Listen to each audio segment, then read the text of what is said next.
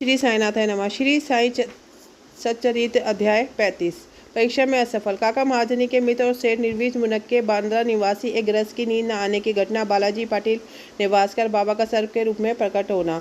इस अध्याय में भी उदिका महात्म्य ही वर्णित है। इसमें ऐसी दो घटनाओं का उल्लेख है कि परीक्षा करने पर देखा गया कि बाबा ने दक्षिणा अस्वीकार कर दी। पहले इन घटनाओं का वर्णन किया जाएगा। आध्यात्मिक विषयों में सांप्रदायिक प्रवृत्ति उन्नति के मार्ग में एक बड़ा बेड़ा है। निराकरवादियों से कहते सुना जाता है कि ईश्वर की सगुण उपासना केवल एक भ्रम है और सतकर भी अपने सदस्य ही समान पुरुष है। इस कारण उनकी चरण वंदना करके उन्हें दक्षिणा क्यों देनी चाहिए। अन्य पंथों के अनुयायियों का भी ऐसा ही मत है कि अपने सदगुरु के अतिरिक्त अन्य संतों को नमन तथा उनकी भक्ति नहीं करनी चाहिए। इसी प्रकार की अनेक आलोचनाएं साईं बाबा के संबंध में पहले सुनने में आया करती थी तथा अभी भी आ रही हैं। किसी का कथन था कि जब हम शिरडी को गए तो बाबा ने हमसे दक्षिणा मांगी। क्या इस भांति दक्षिणा ऐंठना एक संत के लिए शोभनीय था? जब वह इस प्रकार आचरण करते हैं तो फिर उनका साधु धर्म कहाँ रहा? परंतु ऐसी कई घटनाएं अनुभव में आई हैं। जिन लोगों ने शिरडी जाकर अविश्वास से बाबा के दर्शन किए उन्होंने ही सर्वप्रथम बाबा को प्रणाम कर प्रार्थना भी की। ऐसे ही कुछ उदाहरण नीचे दिए जाते हैं। काका महाजनी के चित्र। काका महाजनी के मित्र के निराकरवादी तथा मूर्ति पूजा के सर्वथा विरुद्ध थे। कौतूहल वर्ष वह काका महाजनी के साथ दो शर्तों पर शिरडी चलने को सहमत हो गए कि बाबा को नमस्कार नहीं करेंगे और ना कोई दक्षिणा ही देंगे। जब काका ने अस्वीकार उत्तर दे दिया तब फिर शनिवार की रात्रि को उन दोनों ने बम्बई से प्रस्थान कर दिया और दूसरे ही दिन प्रातःकाल शिरडी पहुंच गए। जैसे ही उन्होंने मस्जिद में पैर रखा उसी समय बाबा ने उनके मित्र की ओर थोड़ी और देखकर उनसे कहा कि अरे आइए श्रीमान, पधारिए, आपका स्वागत है। इन शब्दों का स्वर कुछ विचित्र सा था और उनका ध्वनि प्राय उन मित्र के पिता के बिल्कुल अनुरूप ही थी। तब उन्हें अपने कैलाशवासी पिता की स्मृति हो आई और वह आनंद विभोर हो गए। क्या मौनी थी उस स्वर में। आश्चर्य मुक्त स्वर में उनके मित्र के मुख से निकल पड़ा कि निसंदेह यह स्वर मेरे पिताजी का ही है। तब वह शीघ्र ही ऊपर दौड़कर आ गए और अपने ही सब प्रतिज्ञाएं भूलकर उन्होंने बाबा के श्री चरणों में अपना मस्तक रख दिया। बाबा ने काका साहब से तो दोपहर में तथा विदाई के समय 2 बार दक्षिणा मांगी, परंतु उनके मित्र से एक शब्द भी नहीं कहा। उनके मित्र ने फुसफुसाते हुए कहा, भाई देखो, बाबा ने तुमसे तो 2 बार दक्षिणा मांगी परंतु मुझसे एक बार भी कुछ नहीं कहा, फिर मैं मेरी इस प्रकार उपेक्षा क्यों करते हैं? काका ने उत्तर दिया कि उत्तम तो यह होगा कि तुम स्वयं ही बाबा से ये पूछ लो। बाबा ने पूछा कि क्या खानाफूसी हो रही है? तब उनके मित्र ने कहा, क्या मैं भी आपको दक्षिणा दूं? बाबा ने कहा कि तुम्हारी अनिच्छा देखकर मैंने तुमसे दक्षिणा नहीं मांगी, परंतु यदि तुम्हारी इच्छा ऐसी है तो तुम दक्षिणा दे सकते हो। तब उन्हें 17 रुपये भेंट किए जितने काका ने दिए थे। तब बाबा ने उन्हें उपदेश दिया कि अपने मध्य जो तेली के दीवाल है उसे नष्ट कर दो, जिससे हम परस्पर देखकर अपने मिलन का पथ सुगम बना सके। बाबा ने उन्हें लौटाने की अनुमति देते हुए, तुम्हारी यात्रा सफल रहेगी। यद्यपि आकाश में बादल छाए हुए थे और वायु वेग से चल रही थी तो भी दोनों सकुशल बम्बई पहुंच गए। घर पहुंचकर जब उन्होंने द्वार और खिड़कियां खोली तो वहां 2 मृत चमगादड़ पड़े देखे। एक तीसरा उनके सामने फुर करके खिड़की में से उड़ गया। उन्हें विचार आया कि यदि मैंने खिड़की खुली न छोड़ी होती तो इन जीवों के प्राण अवश्य बच गए होते, परंतु फिर मैंने विचार किया कि यह उनके भाग्यानुसार हुआ। बाबा ने तीसरे की प्राण रक्षा हेतु हमें शीघ्र ही यहाँ वापस भेज दिया। काका महाजनी के सेठ। बम्बई में ठक्कर धर्मसिंह जेठाभाई सॉलिसिटर कानूनी सलाहकार की एक फर्म थी। काका इस फर्म के व्यवस्थापक थे।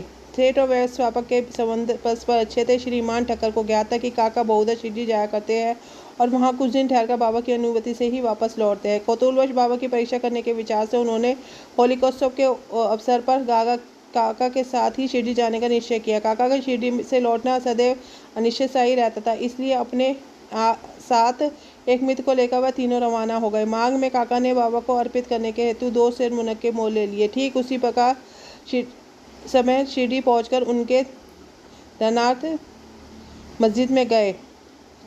बाबा साहब तखन भी तब वहीं पर थे। श्री ठक्कर ने उनसे आने का कारण पूछा। तखन ने उत्तर दिया कि मैं तो दर्शनों के लिए आया हूँ, मुझे चमत्कारों से कोई प्रयोजन नहीं, यहाँ तो भक्तों की हार्दिक इच्छाएं पूरी होती हैं। काका ने बाबा को नमस्कार कर उनसे मुनक्के अर्पित किए। तब बाबा ने उन्हें वितरित करने की सलाह दी।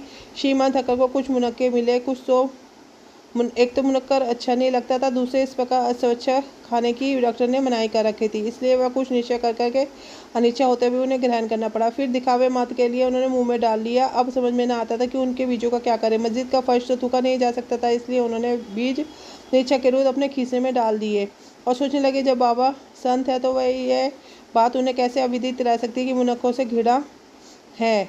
फिर क्या हुआ, मुझे इसके लिए लाचार कर सकते हैं। जैसे ही यह विचार उनके मन में आया, बाबा ने उन्हें कुछ मुनक्के दिए, पर उन्होंने खाया नहीं, अपने हाथ में ले लिया। तब बाबा ने उन्हें खाना लेने को कहा। उन्होंने आज्ञा का पालन किया। चंवा कर देखा कि सब निर्विष थे। वह चमत्कार की इच्छा रखते थे, इसलिए उन्हें देखने को भी मिल गया। उन्होंने सोचा कि बाबा समस्त विचारों की तुरंत जान लेते हैं, और मेरी इच्छा अनुसार उन्होंने बीज ही बना दिया। क्या अद्भुत शक्ति है उनमें।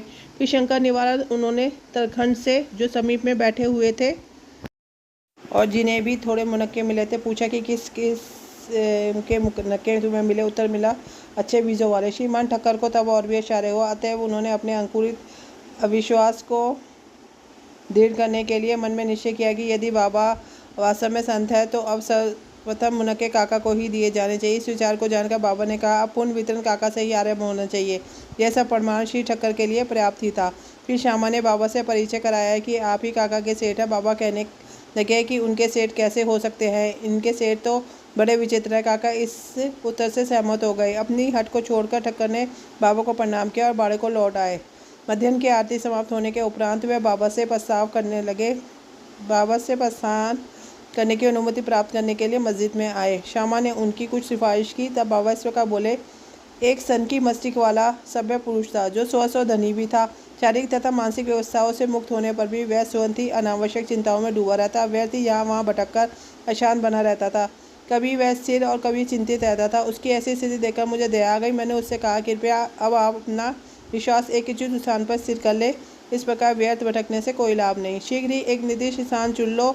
इन शब्दों से ठक्कर की समझ में तुरंत आ गया कि यह स्वतः मेरी कहानी है। उनकी इच्छा थी कि काका भी हमारे साथ ही लौटे।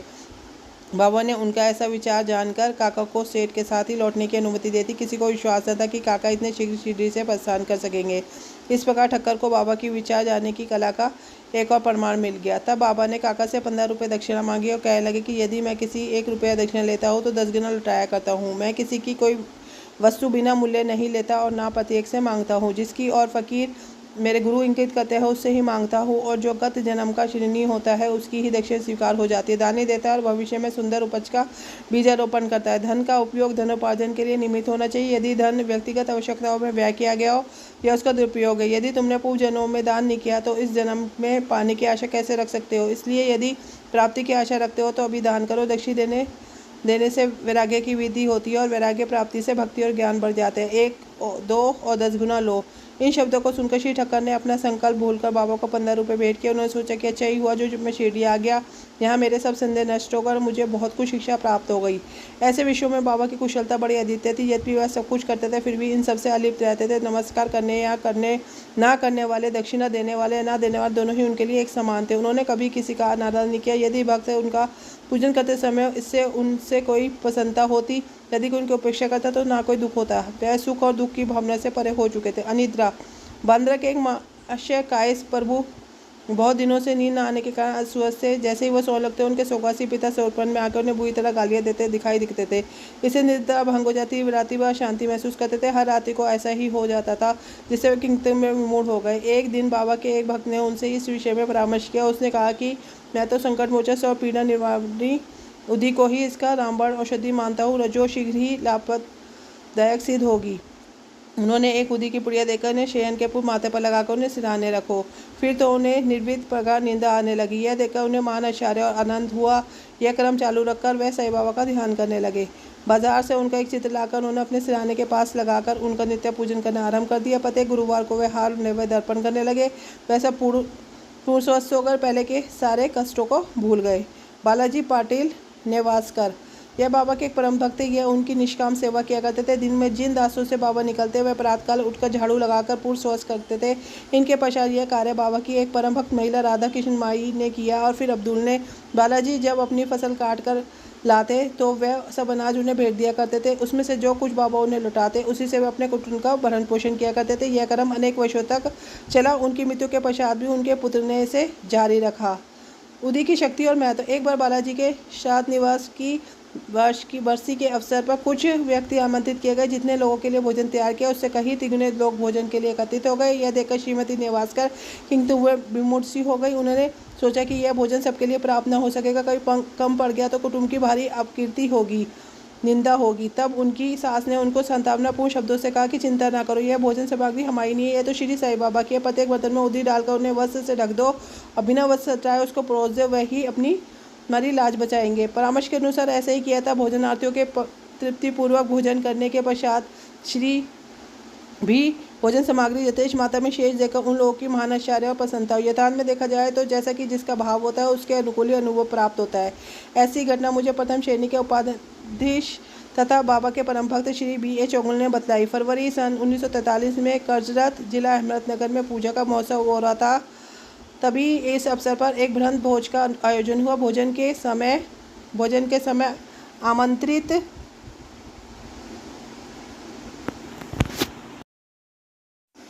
आमंत्रित लोगों से लगभग 5 गुने अधिक भोजन के लिए आए, फिर भी भोजन सामग्री कम न हुई। बाबा की कृपा सबको भोजन मिला, यह देख सबको आश्चर्य हुआ। साईं बाबा का सर्प के रूप में प्रकट होना। शिरडी के रघु पाटिल एक बार निवासे के बालाजी पाटिल के पास गए, जहां संध्या को उन्हें ज्ञात हुआ कि एक सांप फुंकारता हुआ गौशाला में घुस गया है। तभी पशु भयभूत होकर भागने लगे। घर के लोग भी घर आ गए, परंतु बालाजी ने सोचा कि श्री साईं ही इस सर्प के रूप में यहाँ प्रकट हुए। तब वह एक प्याले में दूध ले आए और निर्भय होकर उस सर्प के सम्मुख रखकर उनकी इस प्रकार संबोधित करने लगे कि बाबा, आप फुंकार कर शोर क्यों मचा रहे हो? क्या आप मुझे भयभीत करना चाहते हो? यह दूध का प्याला लीजिए और शांतिपूर्वक पी लीजिए। ऐसा कहकर वह किसी भय के उनके समीप ही बैठ गए।